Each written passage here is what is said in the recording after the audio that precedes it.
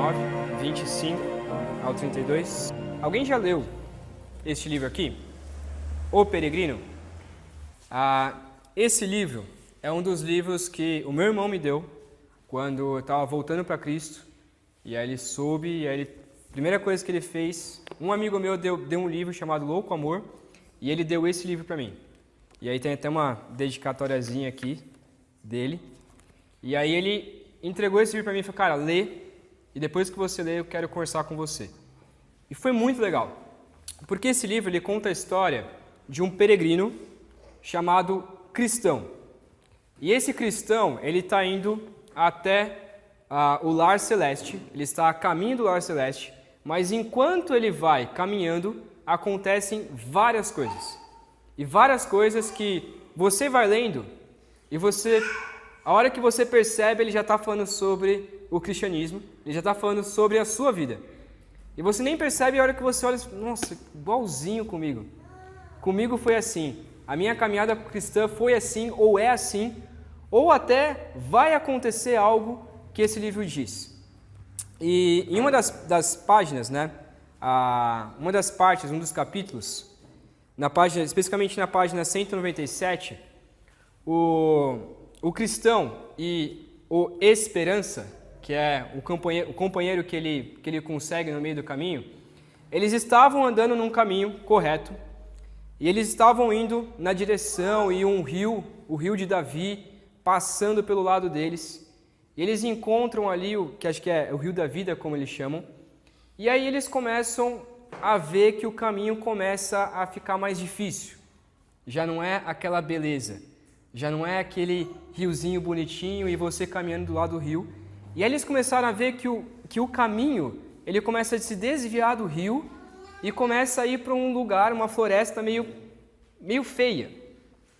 E a hora que o cristão olha que o caminho correto estava indo para essa floresta meio feia, ele olha para o Esperança e diz, bom, vamos voltar, vamos pular esse caminho e vamos andar do lado do rio, porque acho que é melhor. Esse caminho feio, ele não deve levar para o céu, ou senão, o caminho do rio, certeza que é do lado, é paralelo a esse caminho feio. E eles enxergam uma placa escrita exatamente caminho errado. E a placa está apontando que se você ir para o caminho do rio, é exatamente o caminho errado. E o cristão vira para o Esperança e diz, não vamos pelo caminho certo, vamos pelo caminho errado, porque ele é melhor para a gente, porque é mais confortável. Ele é uma escada descendo, e essa escada descendo parece que é mais gostosa de descer do que a gente ir pelo caminho da floresta, que parece um caminho feio.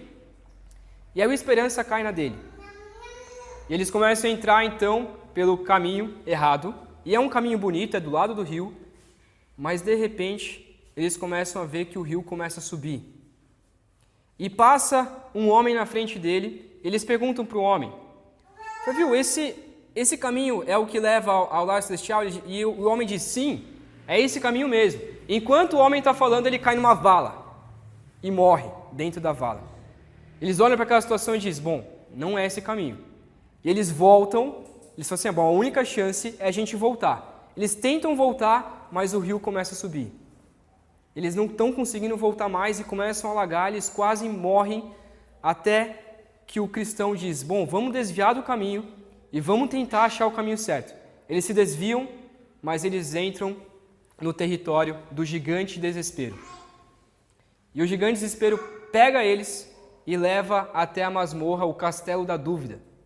Eles ficam presos no castelo da dúvida durante 4 dias, sem comida, sem bebida, sem água, sem nada, presos pelo gigante do desespero.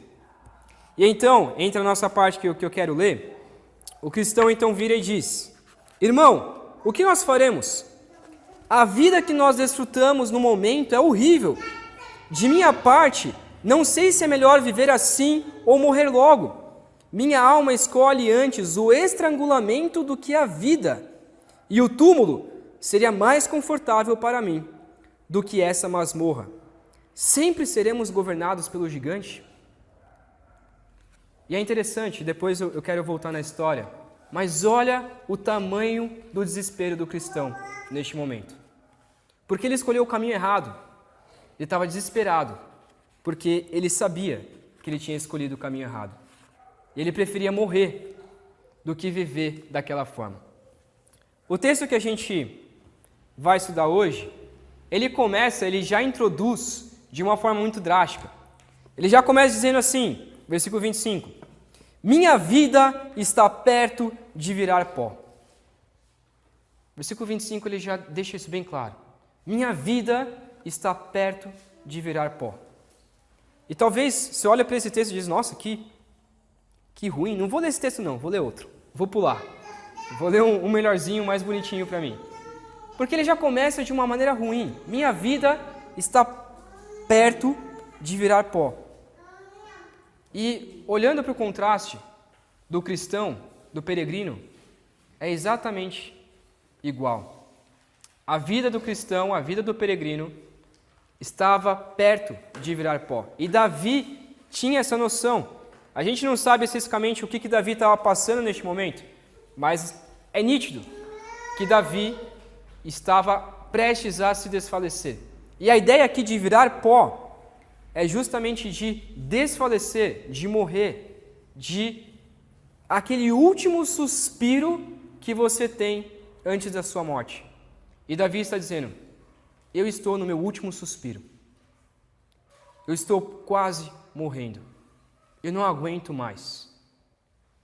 A minha vida está perto de virar, a minha alma, a nefesh, a alma, está perto de virar pó. Mas olha o que ele diz. Vivifica-me.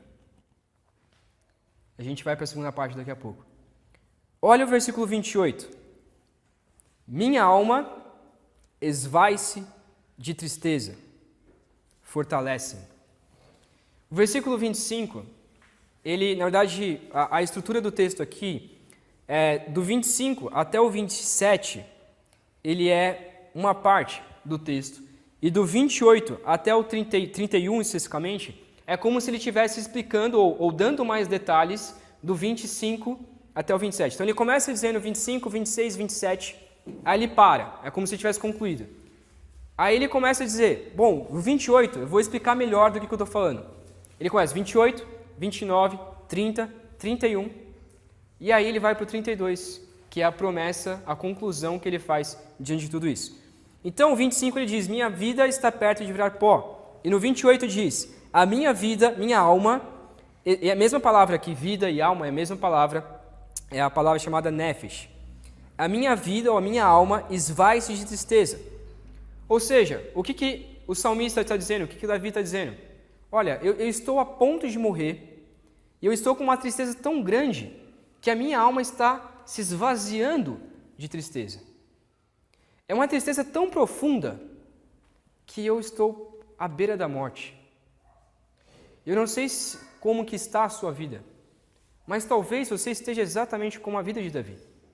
Exatamente como a descrição desse texto. Talvez fisicamente você não esteja morrendo. E talvez a gente olhando para você, você dê um sorriso e a gente pergunta, tudo bem com você? Você, não, tudo ótimo. Mas dentro do seu coração há uma guerra. E você está perto de morrer. Dentro do seu coração você sofre de uma maneira intensa e você não aguenta mais. Então talvez você possa fazer das suas palavras, das palavras de Davi, as mesmas palavras suas. Eu não aguento mais. Eu estou triste. Eu estou em desespero. Senhor, o que está acontecendo comigo? Mas o texto não para por aí. E o pedido de Davi são dois. O primeiro pedido é, vivifica-me. E o segundo pedido é, fortalece-me.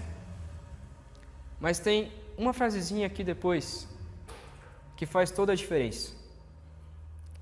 Vivifica-me segundo... Como está? Segundo a tua palavra.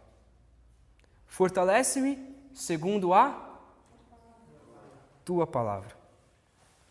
Sabe o que é interessante? É que muitas vezes a gente procura a vivificação, a gente procura que Aí a gente clama a Deus, Deus, a minha alma está a ponto de morrer, me traz vida, restaura a minha vida. Mas me dá palavras de consolo, me dá palavras de conforto, me dê livros de autoajuda, ou me dê boas pessoas que falem o quanto eu sou precioso para Deus, o quanto eu sou maravilhoso, o quanto eu sou bondoso, e conselhos que não estão de acordo com a palavra de Deus. Mas o salmista pede, Senhor, vivifica-me e fortalece-me, me restaura, segundo a Tua palavra, segundo o que a Tua palavra diz, segundo o que está escrito na Tua lei.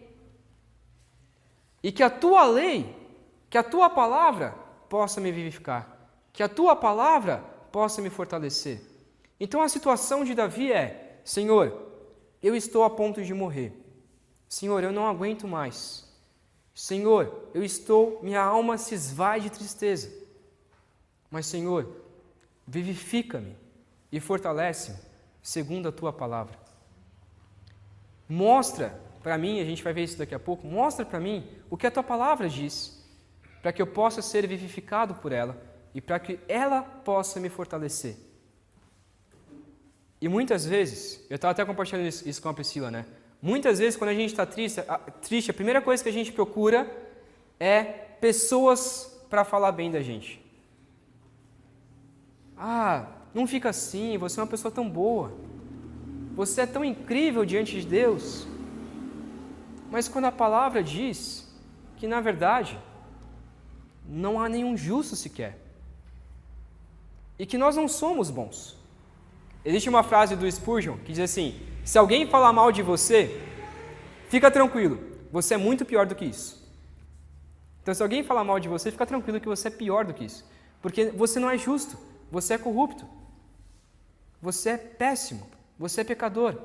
Só que o que nos fortalece não é nós sermos bons. O que nos fortalece, o que nos vivifica, é que Deus é bom e mesmo nós sendo injustos, pecadores, Deus nos ama. E Ele entregou Jesus Cristo para morrer na cruz por nós. É isso o que nos fortalece, é isso o que nos vivifica. Mas o texto dá a entender que o salmista não para por aí. Ele não só pede assim, Senhor, me vivifica, ou Senhor, me fortalece. E, tudo bem, agora eu estou vivo e agora eu estou fortalecido. Ótimo, para por aqui? Não para por aqui. A vida continua. E o salmista vai dizer no versículo 26, Senhor, eu te expus os meus caminhos, e tu me respondestes. Ensina-me os teus decretos. Então ele vai dizer, Senhor, eu mostrei para o Senhor todos os meus caminhos, todos os meus pecados, eu coloquei o meu coração diante do Senhor. Eu falei para o Senhor que eu entrei pelo caminho errado. Eu mostrei os meus pecados, eu expus os meus erros, eu expus os meus caminhos. Mas o Senhor me respondeu. Portanto, ensina-me os teus decretos, ensina-me as tuas leis. Então o salmista faz essa comparação. Olha, Senhor, eu mostrei para o Senhor quais são os meus caminhos, eu mostrei para o Senhor os meus erros, eu mostrei para o Senhor as minhas dificuldades, os meus pecados, eu mostrei para o Senhor que eu entrei pelo caminho do erro, e o Senhor me respondeu. E o Senhor de fato responde. Quando a gente confessa os nossos pecados, o Senhor é fiel e justo para perdoar. Então, eu confesso ao Senhor os meus erros, e o Senhor responde. Por isso, se o Senhor responde, então ensina os teus decretos. Ele vai explicar isso melhor no versículo 29 e no versículo 30. O caminho que provavelmente Davi estava seguindo e o que ele expôs diante do Senhor é o que diz no versículo 29, é o pedido que ele traz aqui. Desvia de mim o caminho da falsidade, e por teu amor, mostra-me a tua lei. Então ele vai dizer, Senhor, eu expus os meus caminhos diante do Senhor, portanto, desvia de mim tira de mim o caminho da falsidade. Me ajude a não mais buscar o caminho da falsidade, não mais buscar o caminho do erro.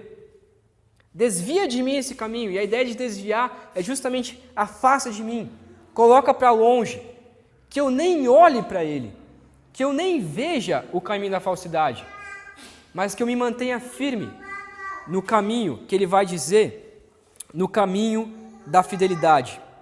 Então, Senhor, que o caminho da falsidade, o caminho do erro, o caminho do pecado, desvia de mim. Mas no versículo 30, ele vai dizer: portanto, eu escolhi o caminho da fidelidade. E ele diz então, versículo 29, por teu amor, ele faz pedido, mostra-me, revela a tua lei. E ele vai dizer também ali, no versículo 30, eu coloquei as tuas ordenanças diante de mim. Uma coisa interessante é que no versículo 26 diz, eu te expus os meus caminhos, ou seja, eu mostrei para o Senhor e eu coloquei diante do Senhor os meus caminhos. Mas o Senhor me respondeu. E como que o Senhor me respondeu? O Senhor colocou as tuas ordenanças diante de mim e o Senhor mostrou a tua lei.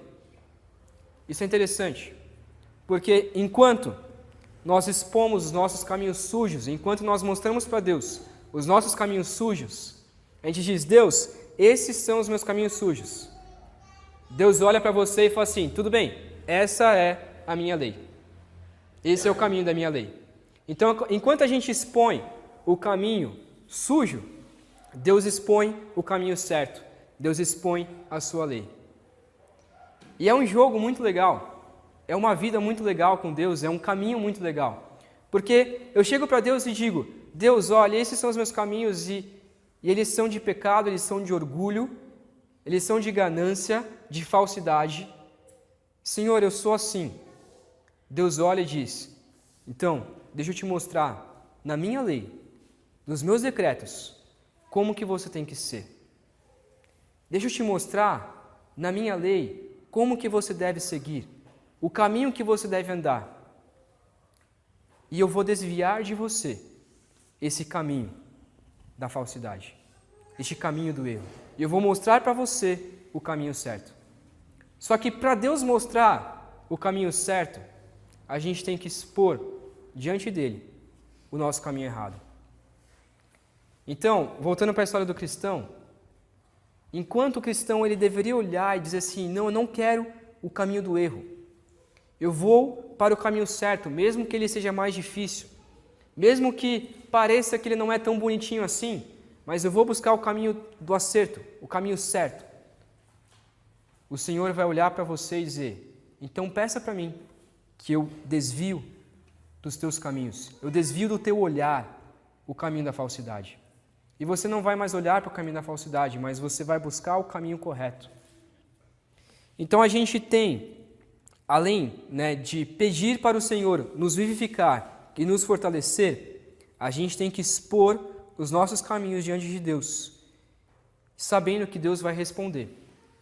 E sabendo que Ele vai expor diante de nós as suas leis, os seus mandamentos, as suas ordenanças, as suas maravilhas. Ele expõe diante de nós. E a gente tem que pedir para que Deus exponha. E aí o versículo 31, ele conclui dizendo, ó Senhor, eu me apego aos teus testemunhos, que eu não seja envergonhado. Senhor, então, o Senhor expõe os caminhos, o Senhor mostra para mim os caminhos e eu me apego. Então, eu exponho, eu mostro o meu caminho falso. O Senhor mostra o caminho certo e eu me apego, e a ideia de que eu abraço o caminho das tuas maravilhas. Eu abraço esse caminho e eu aceito. Eu aceito o que o Senhor tem para mim e eu quero buscar este caminho. O versículo, então, 27, vai concluir dizendo, faze com que eu entenda o caminho dos teus preceitos, e assim eu meditarei nas tuas maravilhas. Senhor, faze com que eu entenda, eu consiga entender quais são esses caminhos. Faze com que eu consiga colocar na minha cabeça que o caminho do Senhor é o caminho correto. E assim, o Senhor colocando na minha cabeça, assim eu vou começar a meditar nas tuas leis. Então, ele pede primeiro para que o Senhor faça ele entender. Senhor, então, me ajude a entender. Me ajude a compreender que o seu caminho é melhor para mim. Me ajude a compreender os caminhos das tuas maravilhas. E assim, ou os caminhos dos teus preceitos. E assim eu meditarei nas tuas maravilhas. Me ajude a compreender o que o Senhor tem para mim, mesmo que seja difícil. E voltando para a história do cristão, eu imagino ele olhando para o caminho certo, ele fala assim, não, mas é uma floresta, é tudo muito ruim aqui, parece que não vai ser o caminho tão fácil. Vamos pelo caminho mais fácil. É o errado, mas é o mais fácil. E a gente muitas vezes busca isso. Por exemplo, no trânsito. É contramão, mas é mais fácil. É mais rápido. A gente chega de forma mais tranquila. É passando ali de uma forma ruim? Ou é acima do limite de velocidade? Mas é mais fácil. A gente chega mais rápido, chega mais tranquilo. Só que a gente não quer buscar, de fato, o caminho certo. E a gente faz, às vezes, umas voltas e passa por cima da faixa e passa no sinal vermelho. Por quê? Porque a gente quer o mais fácil e o mais proveitoso para a gente. Mas enquanto a gente tem que pedir para Deus, então, me ajude a entender o caminho correto.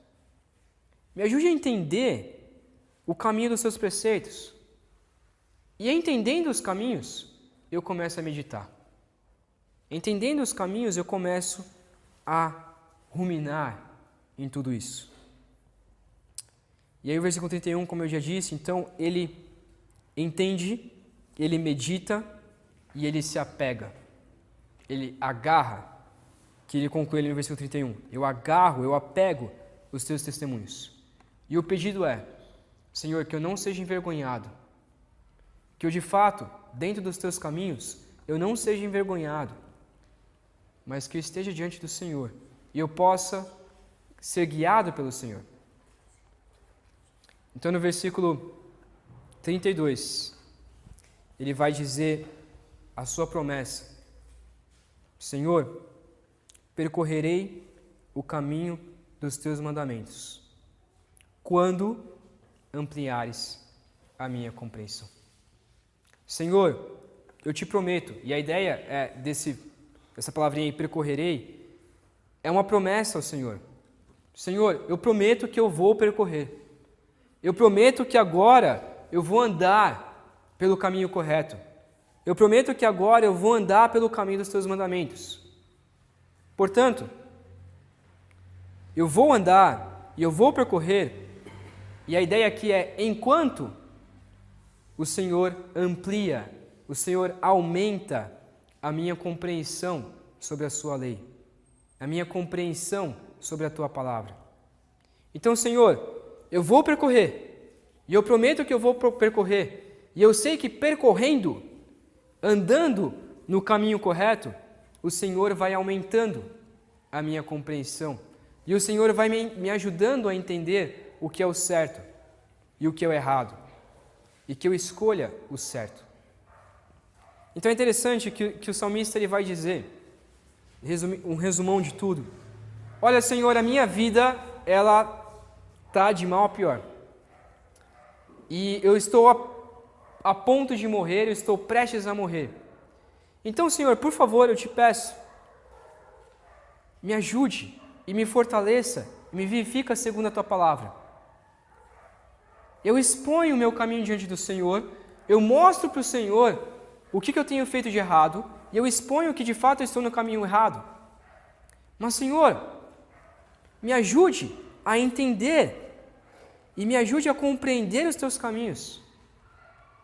Revela para mim os teus caminhos, os teus preceitos, revela para mim o que o Senhor quer de mim. Revela para mim qual que é o caminho certo. Me ajude a entender este caminho certo. Me ajude a colocar na minha cabeça o que é o certo.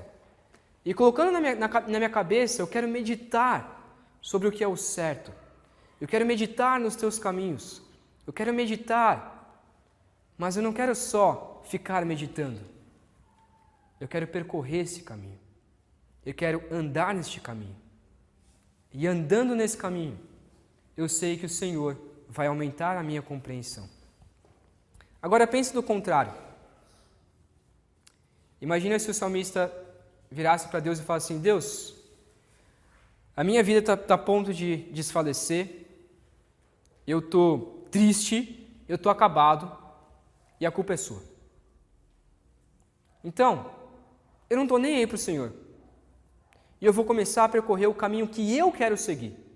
Eu vou começar a percorrer o caminho que eu quero, o caminho da falsidade, o caminho da mentira.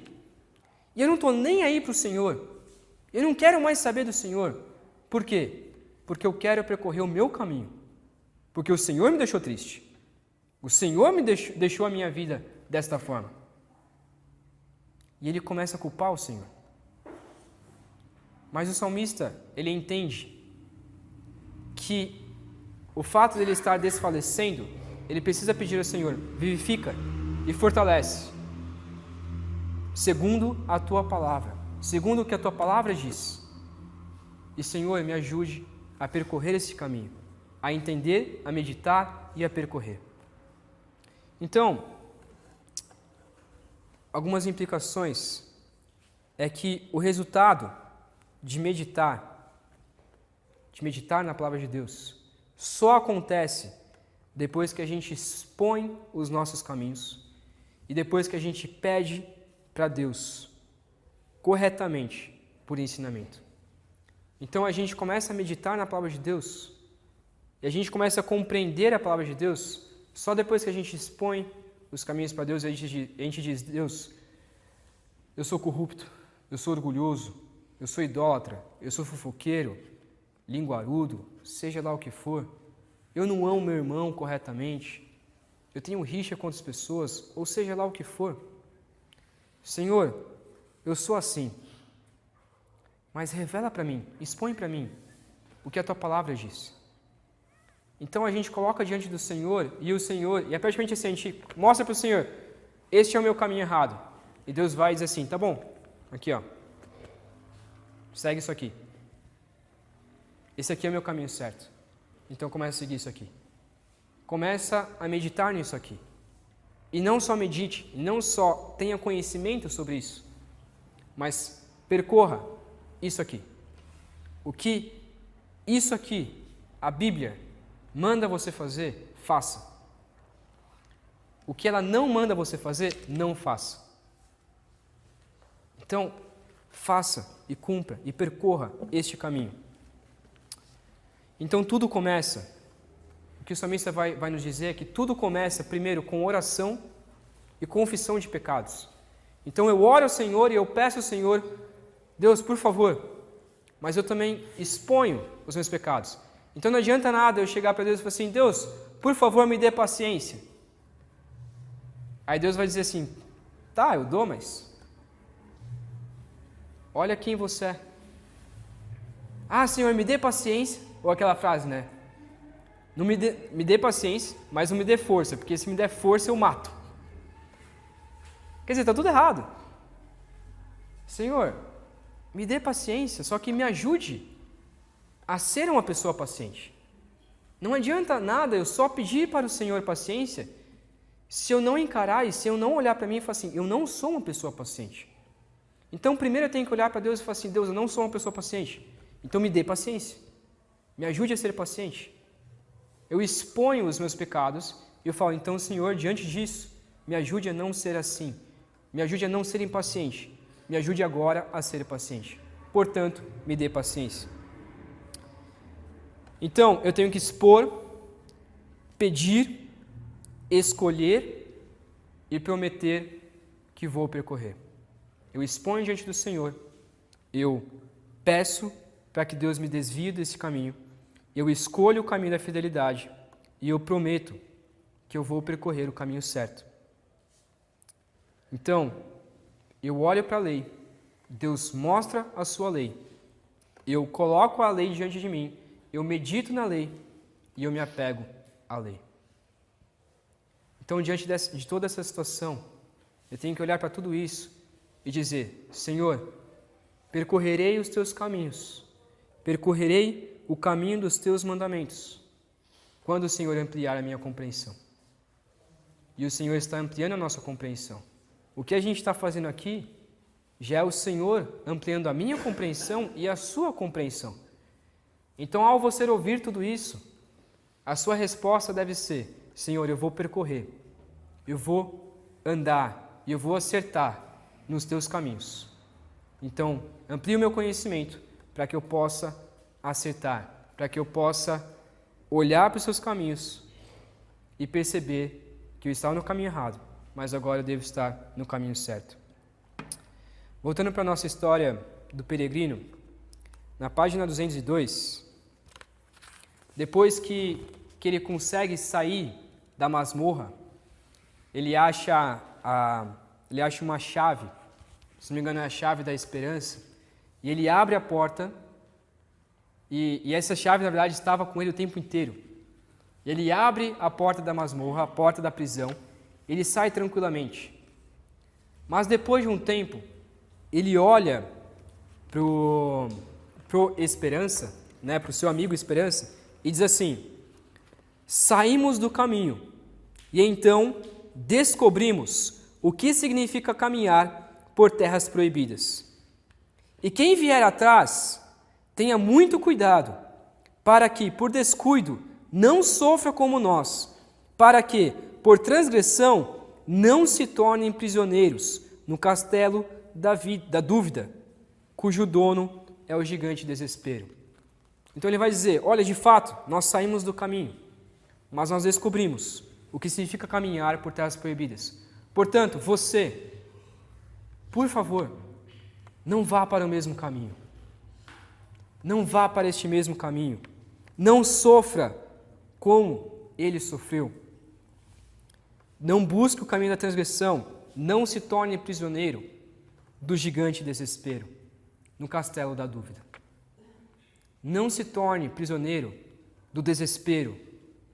Não se torne prisioneiro no castelo da dúvida. Mas saiba o que a palavra diz sobre você. E busque o que a palavra diz sobre você. E faça o que ela manda que você faça. Irmãos, para mim, né, como eu comentei com José, essa é uma das palavras bem fortes para o meu coração. Porque por muito tempo eu vivi e eu busquei o caminho errado. E por muito tempo eu escondi os meus caminhos diante do Senhor. E eu ficava escondendo os meus caminhos diante do Senhor. Mas a partir do momento que o meu caminho, na verdade eu não expus, mas foi revelado diante do Senhor, e eu expus o meu caminho diante de Deus e para outras pessoas, Deus me mostrou o caminho certo. E eu pude buscar este caminho certo e percorrer este caminho certo. Talvez você ainda esteja no caminho errado. E talvez você esteja caminhando para o castelo da dúvida e para ser aprisionado pelo gigante do desespero. Mas o meu pedido para você, e eu clamo a você, saia deste caminho. Saia e busque a vivificação e o fortalecimento do Senhor, segundo a palavra do Senhor. Saia disso e volte para o caminho correto. Saia do caminho da falsidade e volte para o caminho da fidelidade.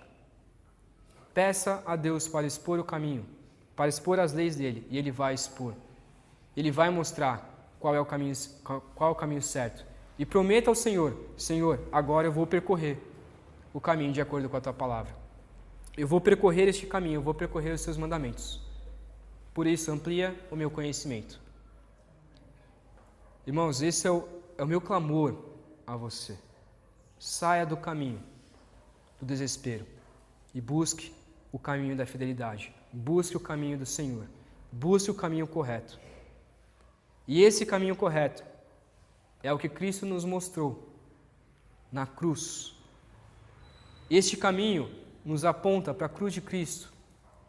E este caminho, eu olho para a cruz de Cristo e eu sou guiado por ela. E eu olho para o autor e consumador da minha fé. E eu não desvio o meu olhar, mas eu corro a corrida que me foi proposta. Eu percorro o caminho que me foi colocado à frente.